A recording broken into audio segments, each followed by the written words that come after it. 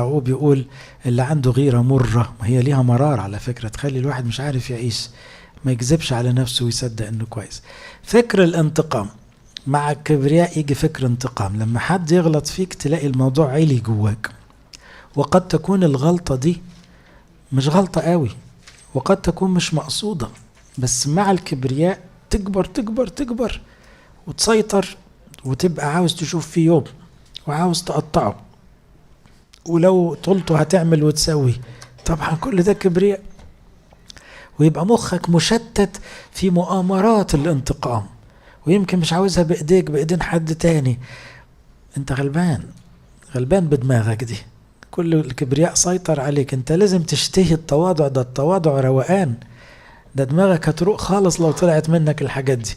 لما عيسو حقد على يعقوب قعد 20 سنة بيفكر يوصل له يموته، لأنه شايف انه هو صح. طب ما انت اللي بعت البركة البكورية زمان، ما انت يا عيسو اللي مش فارق معاك.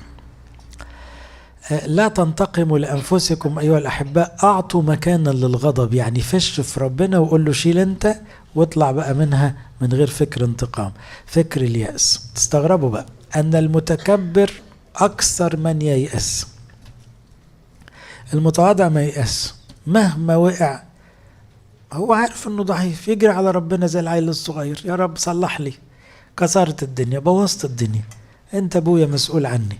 إنما المتكبر لما يتكسر كسرته وحشة، يقع من علو فرقبته تتقطم فييأس. يهوذا كان متكبر، عشان كده وقع في الطمع لو تاخدوا بالكم، وقع في اليأس، فكان في كبرياء جنب محبة المال، وقع في الحاجات دي، والشيطان ملكه بقى بالحكاية دي. لما يهوذا راح يقول انا سلمت دم بريء، قالوا له هما الاتنين متكبرين بقى، والشيطان بيلعب بيهم براحتهم، احنا ملناش دعوة، انت ابصر، شوف انت عاوز ايه، خلصنا، احنا اتعاقدنا وخلصنا، وهلك يئس. اخر فكر بجد فكر التأله. يصل الانسان بكبريائه انه يعتبر نفسه ربنا، يمكن ما بيقولهاش بصريح العبارة، بس هي دي حالة المتكبرين، انه تقريبا مستغني عن ربنا. تقريبا انا ربنا، انا هعمل، انا حل، انا خلص، انا. يا حبيبي ما انت عارف انك ضعيف، ما انت عارف انك محدود. عشان كده المتكبر لا يميل للصلاة، لان الصلاة فيها اللجوء لمن هو اقوى، هو مش شايف حد اقوى، فهو في نوع من التأله بمعنى الوحش بقى، اللي هو الحيلة اللي عرضتها الحية على آدم وحواء، قالت لهم ايه؟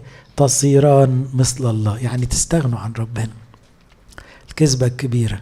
واغلب على فكرة بقى لما تسافروا بره تلاقوا المجتمعات الراقية او الغنية شوية كلها كبرياء، معلش هم مؤدبين ومهذبين، بس لو دخلت لجوه شوية لا يعضوك، لا كرامتهم عالية قوي فعلا، لان هم بالنسبة لهم الفلوس ربنا والكرامة ربنا، فما يحتاجوش ربنا قوي.